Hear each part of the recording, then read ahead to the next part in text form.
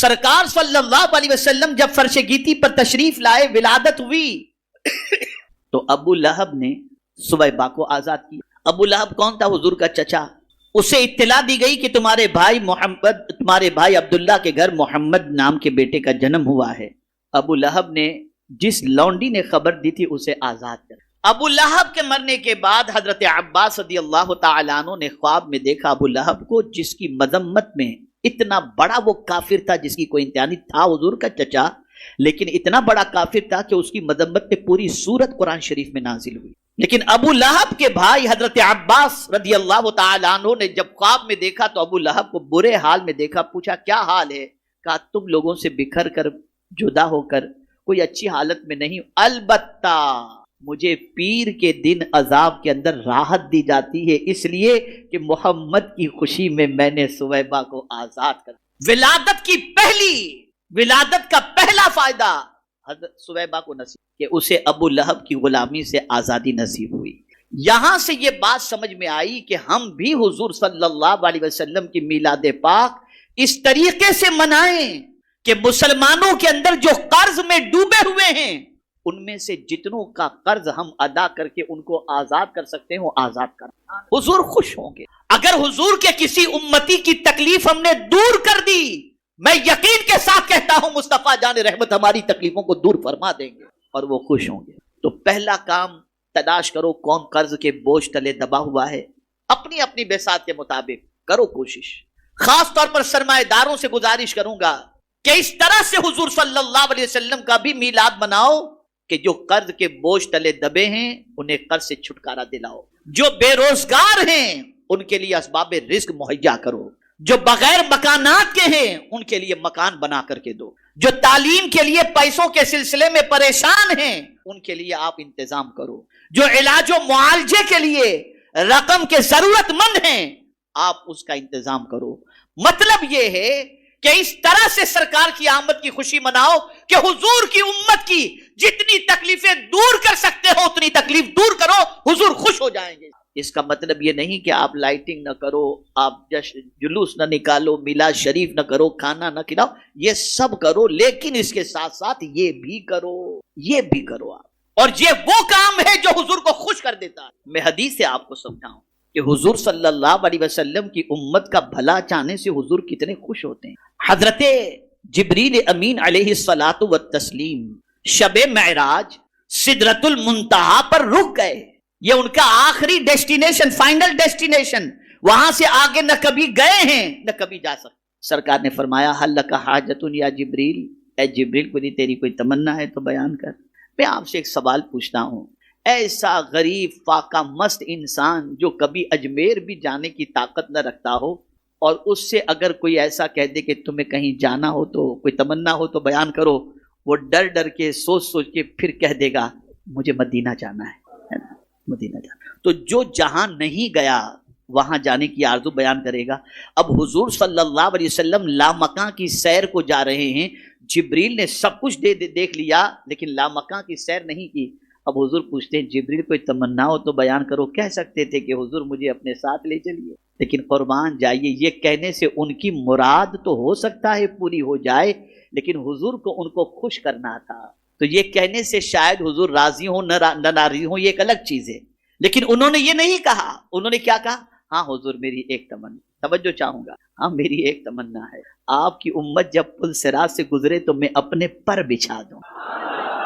تاکہ آپ کی امت کو تکلیف نہ ہو، امت میرے پر سے ہوتے ہوئے پل صراط سے گزر جائے۔ اے جبریل تمہیں یہ شعور کس نے دیا؟ تو جواب ملے گا ہم نے ولادت کے وقت حضور کو دیکھا کہ حضور تشریف لائے تو امت ہی کی فکر حضور کو ستا رہی تھی، تو اب حضور کو خوش کرنا ہے تو حضور کی امت کا بھلا چاہو، حضور راضی ہو جائیں۔ یہ شعور یہاں تکلیف پہنچا کر کے آدمی سمجھتا ہے کہ حضور خوش ہے، سلام تک نہیں کرتے۔ بعد ایسے نکلو ادھر راستے سے تو وہ سنی بھی سمجھنے کو تیار نہیں، سلام بھی نہیں کر سمجھتے ہیں اس سے حضور خوش ہو جائے۔ اللہ پتہ نہیں کہاں سے سیکھا ان لوگوں نے اور کیا سیکھا۔ تو کہنے کا مقصد یہ ہے کہ اللہ کے رسول صلی اللہ علیہ وسلم کو راضی کرنا ہے تو حضور کی امت کا بھلا چاہو، خوب شان و شوکت کے ساتھ، بہت اچھی طریقے سے، فل اہتمام کے ساتھ میرے آقا صلی اللہ علیہ وسلم کی میلاد پاک کی خوشی مناؤ، اچھی طریقے سے سجاؤ، لباس زیب تن کرو، لیکن اللہ نے بے پناہ دولت دی ہے، تو میری گزارش ہے غریبوں کو غربت سے چھٹکارا دلاؤ، مقروض کو قرض سے چھٹکارا دلاؤ، بغیر تعلیم کی زندگی گزارنے والوں کے لیے تعلیم کا انتظام کرو، علاج و معالجے کے لیے پریشان لوگوں کے لیے علاج و معالجے کا انتظام کرو، نیت ایک ہی رکھو، حضور آپ راضی، آپ راضی۔ میں امید کرتا ہوں کہ انشاءاللہ دنیا میں جہاں کہیں بھی لوگ میری اس آواز کو سن رہے ہوں گے اور اللہ نے انہیں نوازا ہے تو وہ اپنی بساط بھر میں کوانٹٹی نہیں بتاتا، 15 گھر بنا دینا، 20 گھر بنا دینا، لیکن جس کی جتنی تعداد اور جتنی کیپیسٹی ہو وہ بنائے، وہ کرے، بنائے گھر۔ لو میرے آقا کی میلاد کی خوشی میں یہ گھر تم کو میں تحفے میں دے رہا ہوں، جو مقروض ہے انہیں کہے، یہ کہہ کر دے کہ یہ سب کچھ میرے آقا کی میلاد کی 1500 سالہ میلاد کی خوشی میں کر رہا ہوں۔ میں یہ نہیں کہتا کہ مسجد نہ بناؤ، یہ نہ بناؤ، وہ نہ بناؤ، لیکن میں اتنا ضرور کہوں گا کہ حضور کو خوش کرنا ہے تو یہ بہت بڑا عمل ہے، اس کی طرف توجہ دو۔ اور یہ بھی نہیں کہتا کہ آپ پیسہ سنی دعوت اسلامی کو دو، سنی دعوت اسلامی گھر بنائے گی، نہیں، میں آپ سے کہتا ہوں آپ خود اپنا گروپ بناؤ اور اپنے اعتبار سے آپ پورے گروپ والے مل کر کے کام کرو۔ اگر مدد کی ضرورت یا رہنمائی کی ضرورت پڑی تو ہم آپ کے لیے حاضر ہیں، لیکن ہم یہ نہیں کہتے کہ آپ ہم کو پیسہ دو ہم کریں گے، آپ کرانا چاہیں الگ چیز ہے، لیکن میری گزارش یہ ہے کہ آپ خود اپنے ہاتھوں سے یہ کام انجام دینے کی کوشش کرو۔ اگر رکاوٹ ہو تو ہم حاضر ہیں، انشاءاللہ آپ دیکھیں گے کہ جب بے گھر انسان کے ہاتھ میں جب گھر کی چابی دیں گے نا، خدا کی قسم اس کے دل سے جو دعا نکلے گی نا، اس دعا سے اللہ اور اس کے رسول اتنے راضی ہوں گے جس کی کوئی انتہا نہیں۔ جو قرض کے بوجھ تلے رات و دن سو نہیں پا رہا اور خودکشی کے دروازے تک پہنچ چکا ہے، جب اس کے قرض کا ذمہ آپ اپنے سر لے لیں گے اور اس کا قرض ادا کر دیں گے اور تاکید کر دیں گے کہ آئندہ یہ چکر میں نہ پڑنا، آپ دیکھیں جب وہ جائے گا اور جس رات وہ سکون سے سوئے گا، حضور صلی اللہ علیہ وسلم کے صدقے میں اللہ آپ کو سکون کی دولت سے مالا مال فرما دے گا۔ یہ سب کام کریں۔ اللہ عز و جل آقا کریم رؤوف الرحیم علیہ التحیۃ والتسلیم کے صدقہ و طفیل مجھے آپ کو سب کو 1500 سالہ جشن میلاد مصطفیٰ صلی اللہ علیہ وسلم شریعت کے حدود میں رہتے ہوئے قرآن و سنت کی روشنی میں اللہ کے رسول صلی اللہ علیہ وسلم کی تعلیمات پر عمل کرتے ہوئے ہمیں منانے کی توفیق عطا فرمائے، اور میرے پیارے آقا صلی اللہ علیہ وسلم کے پیارے دیوانوں گلدستے سیرت النبی صلی اللہ علیہ وسلم کے ذریعے جو انعامی مقابلے میں حصہ لینا چاہتے ہیں، یہ بڑی خوشی ہے کہ الحمدللہ ہزاروں کی تعداد میں لوگوں نے کتابیں لی ہیں اور مزید کتابی ڈیمانڈ کی وجہ سے مزید کتابیں چھپائی جا رہی ہیں، اور اسی کے ساتھ ساتھ الحمدللہ رب العالمین لوگ دلچسپی کے ساتھ اس کے مطالعے کو شروع کر چکے ہیں۔ مجھے بڑی مسرت ہو رہی ہے کہ الحمدللہ جو کبھی حضور کی زندگی نہیں پڑھتے تھے اب صبح و شام حضور کی زندگی پڑھ رہے ہیں، صبح و شام حضور کی زندگی۔ اس سے بڑھ کر ذرا پڑھو میرے آقا کو، خدا کی قسم میرے آقا جیسا کوئی ہے ہی نہیں، ان کے جیسا کوئی نہیں۔ پڑھو۔ بس ایک آخری بات عرض کر دوں، حضرت صہیب رومی رضی اللہ تعالی عنہ جلیل القدر صحابی، بہترین تاجر تھے، مکے میں بہت بڑی تجارت تھی ان کی۔ رسول اعظم صلی اللہ علیہ وسلم صحابہ کے ساتھ ہجرت فرما کر جب مدینہ منورہ تشریف لے گئے تو حضرت صہیب کے کاروبار کے پھیلے ہونے کی وجہ سے وہ وہیں پر تھے، سب چلے گئے، وہ وہیں پر تھے۔ کچھ دنوں کے بعد حضور کے دیدار کے لیے بے چین تھے اور دل میں بار بار یہ خیال آتا تھا، یار میں تجارت کی غرض سے یہاں بیٹھا ہوں، حضور کا دیدار نہیں کر پا رہا ہوں، سرکار کی بارگاہ میں حاضری نہیں ہو رہی ہے، حضور کی زیارت سے میں محروم ہوں۔ بس ایک دن خیال آیا کہ ایسی دولت کیا کام کی جو حضور کی بارگاہ تک نہ پہنچا سکے۔ بس انہوں نے من بنایا، ساری دولت سمیٹی انہوں نے، اور پھر اس کے بعد لے کر مدینے کی طرف جانے کا ارادہ کیا۔ جب اپنی موت کو اپنے سے قریب دیکھتا ہے نا تو مال نکالنے کی فکر کرتا ہے، صدقہ نکالنا، اس وقت اسے پتہ چلتا ہے کہ صدقہ کیا ہے۔ زندگی میں نہیں کرتا، آرام کے معاملے میں نہیں کرتا، موت کو قریب دیکھا، صدقہ نکالو، بیماری میں بھی صدقہ نکالو، خوشی میں بھی صدقہ نکالو، غم میں بھی نکالو۔ یہ اللہ والوں کی پوزیشن تھی کہ ان کی شان قرآن بیان کرتا ہے، الذین ينفقون فی السراء والضراء، کہ وہ اپنا مال خوشی میں بھی لٹاتے ہیں اور غم کے اندر بھی لٹاتے ہیں، ٹینشن ہو تو روک کے نہیں رکھتے اور لٹاتے ہیں، وہ اللہ سے لین دین کرتے رہتے ہیں۔ یہاں تو حال یہ ہے کہ جہاں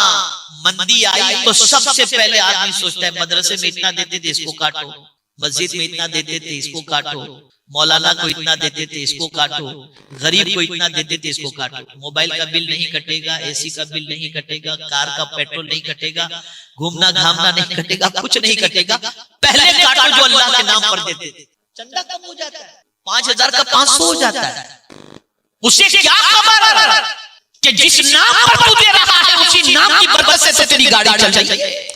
لیکن یہ نہیں سمجھتا انسان، یہ نہیں سمجھتا۔ اللہ والوں کا حال یہ ہوتا وہ خوشی میں بھی اللہ کے نام پر لٹاتے، تکلیف کے اندر بھی اللہ کے نام پہ لٹاتے، یہ اللہ والوں کی شان۔ سرکار صلی اللہ علیہ وسلم کی 2 صفت شفقت اور مہربانی۔ اب اس کے بعد غوث پاک رضی اللہ تعالیٰ عنہ فرماتے عارف باللہ کو چاہیے کہ ابو بکر صدیق کی 2 خصلتیں اپنائیں، ایک خصلت سچائی اور دوسری خصلت صدقہ کرنا۔ یہ ابو بکر کی چیز اپنائے، وہ ایسے سچے تھے، قول میں بھی سچے، عمل میں بھی سچے، زبان کے بھی سچے، وجود میں بھی سچے، عشق میں بھی سچے، اتنے سچے کہ ان کے سچے ہونے کی گواہی خود اللہ نے آسمان سے نازل فرمائی، وہ اتنے سچے۔ اور نبی کے بعد، انبیاء کے بعد سب سے بڑا مرتبہ اگر کسی کا ہے تو وہ صدیق کا ہے، اسی لیے قرآن نے کہا انعم اللہ علیہم من النبیین والصدیقین، فوراً نبی کے بعد سچائی یہ بہت بڑا ہنر ہے۔ مختصراً سمجھا دوں، قرآن کہتا ہے یوم لا ینفع مال ولا بنون، قیامت میں مال اور بیٹے نفع نہیں پہنچائیں گے۔ بیٹے کے لیے بھی آدمی جھوٹ بولتا ہے، مال کے لیے بھی جھوٹ بولتا ہے، لیکن قرآن کہتا ہے قیامت میں دونوں نفع نہیں پہنچائیں گے۔ مولا قیامت میں کیا نفع پہنچائے گا؟ تو قرآن کہتا ہے یوم ینفع الصادقین صدقہم، قیامت میں سچ بولنے والوں کو ان کا سچ نفع پہنچائے گا۔ مولا کیا نفع پہنچائے گا؟ تو حضور صلی اللہ علیہ وسلم فرماتے علیکم بالصدق ان الصدق بر ان البر یہدی الی الجنہ، کہ سچ کو لازم پکڑو کہ سچ نیکی ہو یہ جنت تک لے کر جائے، یعنی ساتھ چھوڑنے والی نہیں ہے، یہ سچائی تمہیں جنت تک لے کر جائے۔ تو سچائی کو اپناؤ، اور یہی ایک موضوع سچائی ایسا ہے کہ اگر میں اسی پر گفتگو کروں تو آیات اتنی آپ کے سامنے پیش کروں کہ آپ خود محسوس کریں گے کہ سچائی کتنی عظیم چیز ہے۔ تو صدیق اکبر کی 2 خصلتیں، پہلی چیز جو ہے وہ سچائی اور دوسری چیز صدقہ۔ اب دیکھیں صدقے کی بات کہی گئی، سیدنا صدیق اکبر رضی اللہ تعالیٰ عنہ کے ایک رشتہ دار تھے، ان کی کفالت صدیق اکبر رضی اللہ تعالیٰ عنہ فرماتے تھے، اور مستح، حضرت مستح ام المؤمنین حضرت عائشہ صدیقہ رضی اللہ تعالیٰ عنہ پر جب بہتان تراشی کا سلسلہ شروع ہوا تو تھوڑے سے وہ بھی شکار ہو گئے، اور جب سیدنا صدیق اکبر رضی اللہ تعالیٰ عنہ کو پتہ چلا کہ جس مستح کی کفالت میں کر رہا ہوں وہ بھی پروپیگنڈے کے شکار ہو گئے، تو انہوں نے ان کو خرچہ دینا بند کر دیا۔ اب جب بند کر دیا پھر ان کی طہارت کے سلسلے میں آیت کریمہ نازل ہوئی، اور ایک عمل میں آپ کو بتا دیتا ہوں، اس کو زندگی پر یاد رکھیں، جو ام المؤمنین حضرت عائشہ صدیقہ رضی اللہ تعالیٰ عنہ نے اختیار فرمایا۔ بہتان کے سلسلے میں جب ان سے پوچھا گیا کہ یہ جو باتیں ہو رہی اس کے بارے میں آپ کا کیا خیال ہے، تو انہوں نے قرآن کی ایک آیت پڑھی تھی واللہ المستعان علی ما تصفون، جیسے ہی یہ آیت کا ٹکڑا انہوں نے پڑھا ان کی طہارت پر اللہ نے آسمان سے وحی نازل کی۔ اگر آپ بے قصور ہیں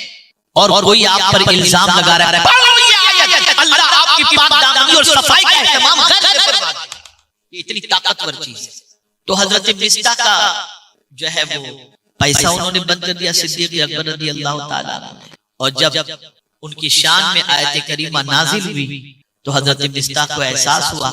اب صدیق اکبر والد تھے، دل میں تھوڑا سا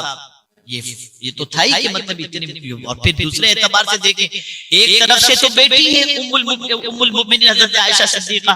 اور ایمانی رشتے کے اعتبار سے بیٹی ہو کر کے بھی ماں، بیٹی ہو کر کے بھی ماں ام المؤمنین۔ تو قرآن مقدس کی آیت کریمہ نازل کہ کیا تم پسند کرتے ہو کہ اللہ تعالیٰ تمہاری بھی مغفرت فرما دے صدیق اکبر رضی اللہ عنہ۔ بس اتنا سننا تھا کہ صدیق اکبر رضی اللہ تعالیٰ عنہ نے حضرت مستح کو جو پہلے دیتے تھے اس کا ڈبل کر دیا۔ تو اس طرح سے وہ لٹاتے تھے کہ ان کا صدقہ بھی لاجواب تھا۔ اور کیوں نہ ہو کہ ایک بار فاروق اعظم نے یہ گمان کیا کہ آج ابو بکر سے سخاوت میں آگے نکل جاؤں گا، لیکن قربان جائیے سب کچھ اثاثہ لا کر کے یہاں تک کہ لباس بھی لا کر قدم ناز مصطفیٰ صلی اللہ علیہ وسلم پر رکھ دیا، اور اس کے بعد یہ کہہ دیا میں تو گھر پر اللہ اور اس کے رسول کو چھوڑ کر آیا ہوں، سب کچھ لے کر کے آیا ہوں۔ تو اس طرح سے اپنا عقیدہ رکھو اور اللہ کے نام پر لٹانے کے لیے ذرا بھی اپنے اندر ہچکچاہٹ نہ رکھو۔ صدیق اکبر کی اس خاصیت کو اور اس خصلت کو عارف باللہ کو اپنانا چاہیے، سچائی اور صدقہ، یہ دو